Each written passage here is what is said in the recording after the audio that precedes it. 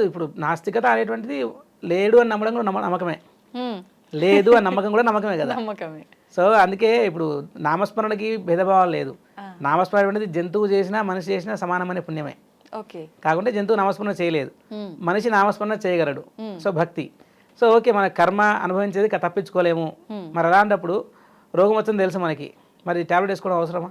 హ్మ్. రోగం ఎట్లాగో మనం అనుభవించాల్సిందే కదా. ఆ. మరి ఉపశమనం కోసం మనం ఏం చేస్తున్నాం? టాబ్లెట్స్ మనిషి వేసుకుంటాం. వానంతల వాడు ఒక చోట ఉండి ఒక పర్పస్ కోసం వచ్చినప్పుడు హ్మ్. అడ్డంకులు వస్తున్నాయి. ఇప్పుడు రోడ్డు మీద వెళ్తుంటాం, అడ్డుగా బ్రేకర్ వస్తుంది, హ్మ్. నేను ప్రయాణం చేస్తున్నా కదా, నాకు అడ్డుగా వచ్చింది, వెనక్కి రాం కదా, మనం ముందుకు వెళ్ళే ప్రయత్నమే చేస్తాము. చేస్తాం. ఇవన్నీ మనిషి తనకు తానుగా ఒక రోజు తప్పించి ఈ రోజు ఎంత వాడు స్ట్రాంగ్ అవుతున్నాడు మానసికంగా, హ్మ్. పరిస్థితులను ఎదుర్కోవడానికి సిద్ధమవుతున్నాడు హ్మ్. అని తెలుసుకోవడానికి ఒక దైవానుగ్రహం మానవ ప్రయత్నం. ఓకే. నాస్తికత్వం ఉండొచ్చు, Hmm. మనము నాస్తికత్వం కంటే we can say as pro science అనుకోవచ్చు, సైన్స్ టెంపర్మెంట్.